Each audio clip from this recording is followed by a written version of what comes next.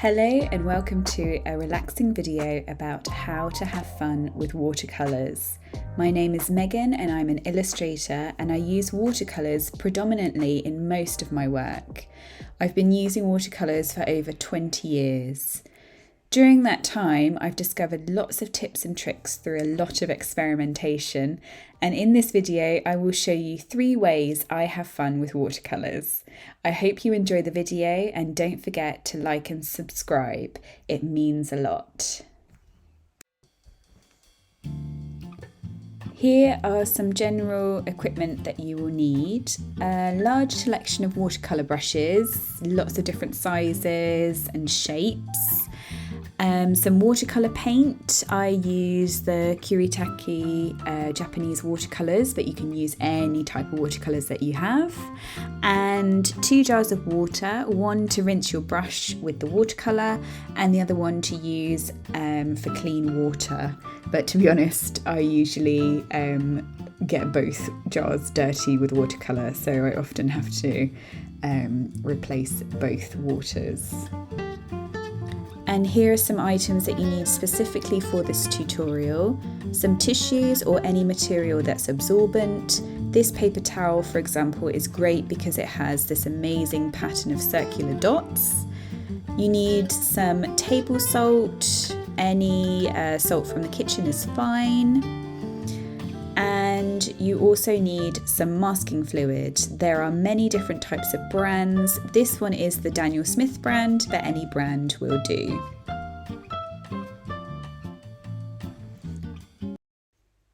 Okay, so first we're going to experiment with salt and watercolours. So you need watercolour paintbrushes, paint, again any type is fine, any brand.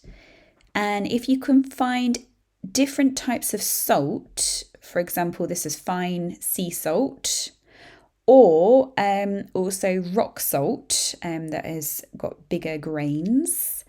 Any types of salt that would be fun to experiment with. Have a look in your kitchen and see what you've got. You also might need an object to scrape the salt off. I have a glue stick, but you can use anything you can find around the house. I forgot to mention that of course you need watercolour paper, any type is fine. You can just get some cheap paper from your local art shop. Remember, we're experimenting, so it doesn't have to be perfect. For this experiment, I decided to paint planets. So I used circular objects that you can find around the house and drew around them. I'm going to let the video continue and I will join you again later on.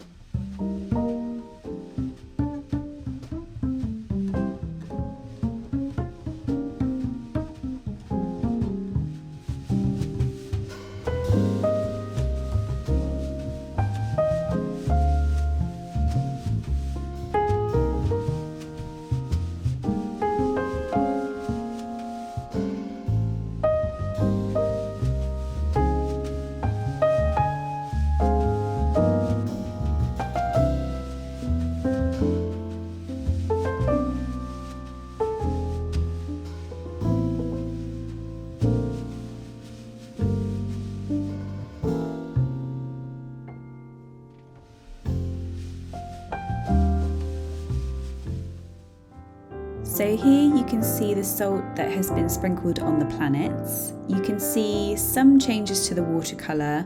There are some areas where the salt has absorbed the water and created some fun effects. I like to see the difference between the fine salt and the rock salt because they create different effects. Okay, now it's time to take the salt off the watercolour painting. You need to wait until the watercolour is completely dry, which can take up to half an hour. Here I'm trying to take the salt off the watercolour painting. You need to scrape the salt off. I'm using a paintbrush, and then later I will use the glue stick.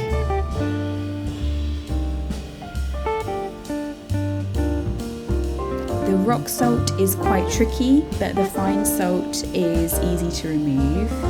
You can see the amazing effects that the salt has created. What's really cool is the rock salt has left white areas of where it was, and that's something that I didn't expect to happen.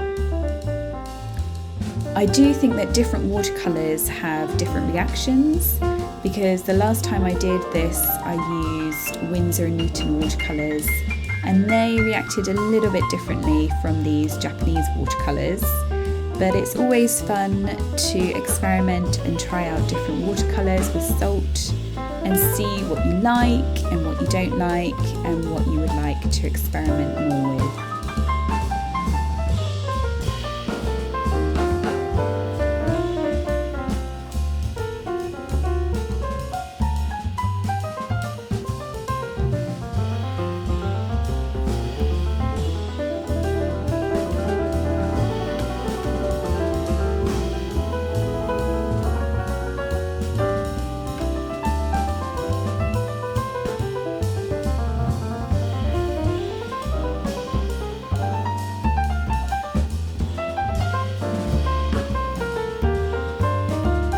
This is the final painting. I'm pleased with the purple planet, but I'm not so sure about the red planet where I only used rock salt. I used gold paint for the other small planet, and it didn't react as much as I'd like to, but overall I think it's a fun way to add an effect to your watercolour painting.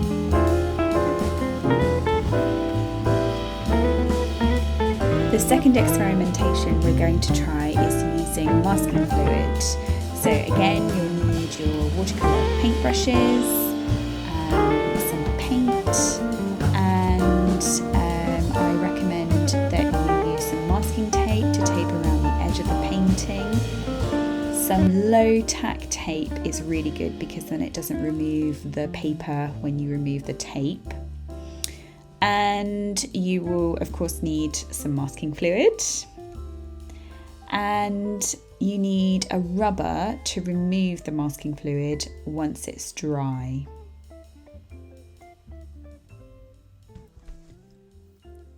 So first I tape around the edges of the watercolour painting. The reason I tape around is because I know I'm going to use a lot of watercolour and it stops the paper from warping if you tape the edges of the paper. Also for this piece I'm using an A3 size paper, which is quite big, and I'm not going to paint that big, so I decided to use half of the paper. So I put the masking tape across the middle of the page as well. Okay, so once you've put down your masking tape, you can get out the masking fluid and start making lots of dots. So for this painting, I decided to do a starry sky, a starry night. So the dots will be the stars. Where you put the masking fluid, it will keep the paper white. So you can go once it's dry, you can go over it with watercolour paint, and it will keep those areas completely white once you remove the masking fluid. So this is quite a fun way of adding something that you would like to keep white and don't want any watercolour on that particular area. I find it really easy for a starry night because it's quite difficult to paint the white watercolour on top of watercolour paint. I tend to use actually a white gouache because it is usually keeps its white colour. Whereas with watercolour, it becomes a bit more transparent and takes on the colour of the watercolour that's underneath the white watercolour. But this is another way of maintaining that you're definitely going to have 100% white on your watercolour painting. So I'm having a lot of fun making lots of dots all over the paper.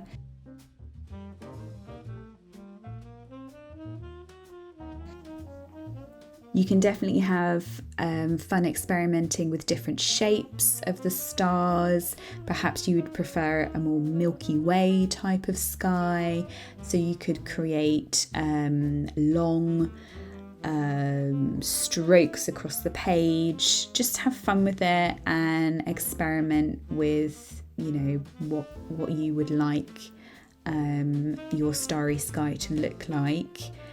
And it's really interesting to see after you've removed the masking fluid what kind of shapes you've created, because when it's completely white with an off-white, you perhaps don't see the exact shapes that you've made.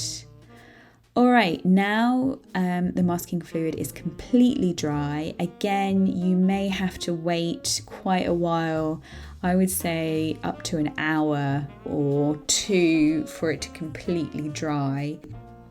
Be careful with the masking fluid, in particular this type of masking fluid that has a yellow tint.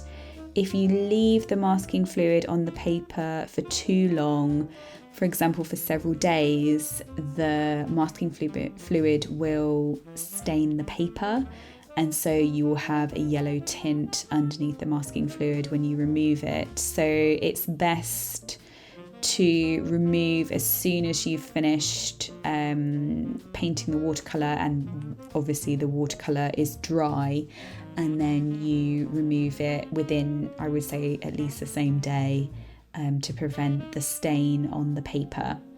There are also other types of masking fluid. Before I have tried a masking fluid that's blue, and I find that one is slightly better and doesn't stain the paper as much, and you can perhaps leave it on for a bit longer. But again, I would recommend not leaving on for, weeks and weeks, and then, I need to remove the masking fluid and then find that your paper is a bit stained. I had a lot of fun experimenting with different colours. So for this part, I'm using different shades of blue from my watercolour set. I also add in lots of other different watercolours. So I will let you watch me painting, and I'll be back in a bit.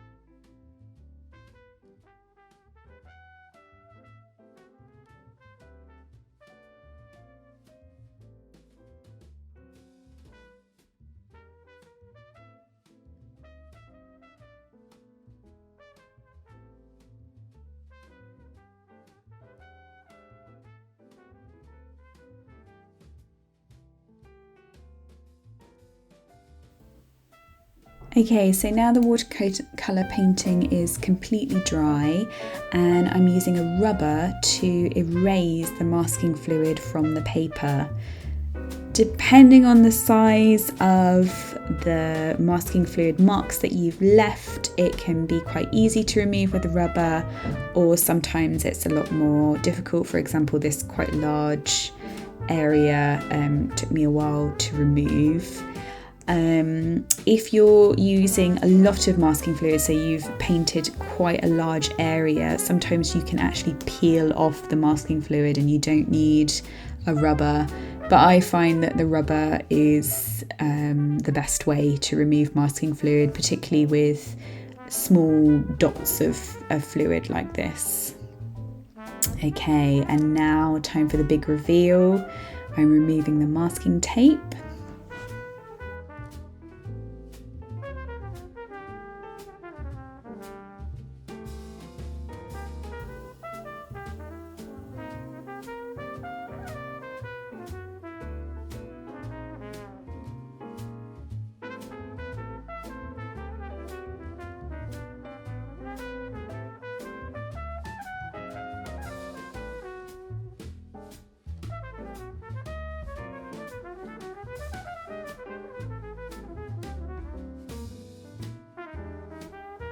And this is the final painting. So it's a very detailed night sky with lots of different marks, and you can see that the white underneath the masking fluid is very bright and bold, and you can see even the very small circular marks.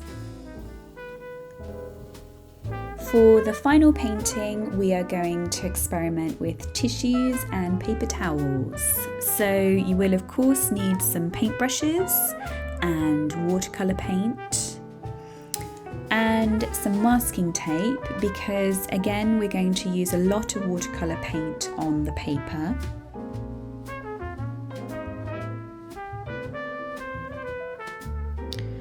You'll also need some tissues and paper towels and any other absorbent material that you have.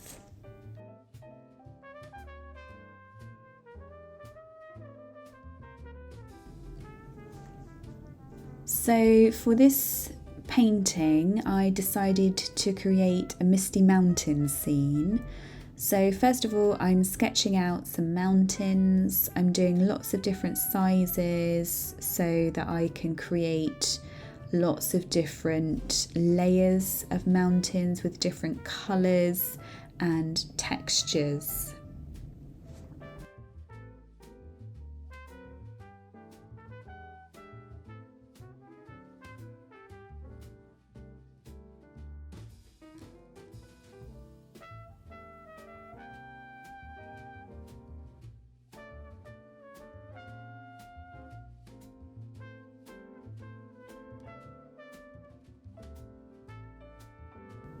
I then start painting on my watercolour, so I'm using a lot of water.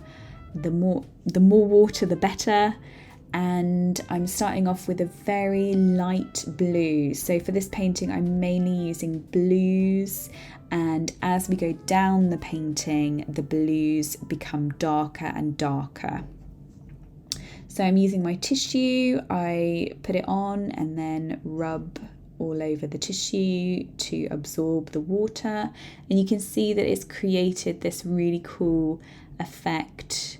It's also really handy if you make a mistake. So if you paint something that you don't like, you can add a lot of water to that area and then use a tissue, pat it over the area, and it will absorb the watercolour, and you should be able to then repaint over it and completely get rid of the mark that you made. Okay, so the sky is very pale blue. Now I'm going in with a darker blue for the mountains at the back, and this blue is the same blue, but I'm just using more of it.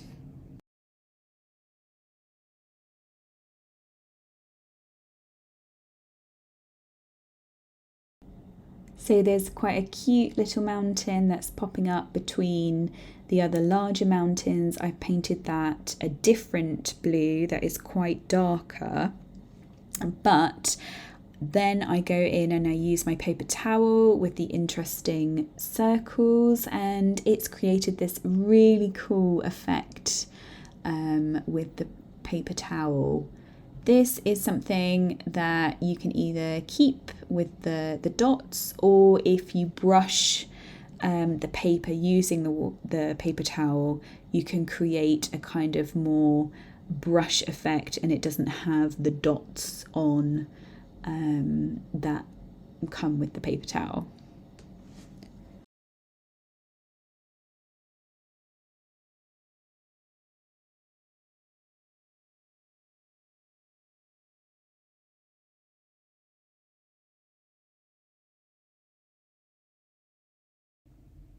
So again, I'm using a lot of darker watercolour, and this time I'm pressing on top with a tissue, and you can see that it has taken the form of my fingers as I pressed the tissue in, which I didn't really like. So then I went over with the tissue and I'm creating this brush kind of effect on the mountain, which I really like. It creates a really interesting texture.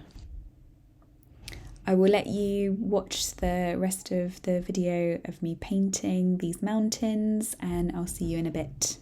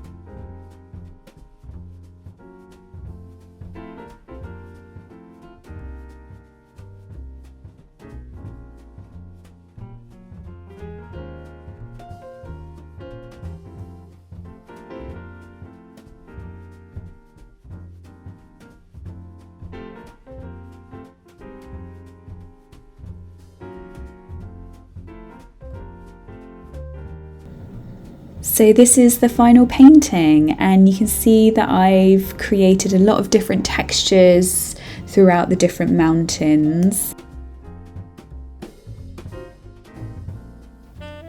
Thank you so much for watching this entire video, if you've watched all the way to the end.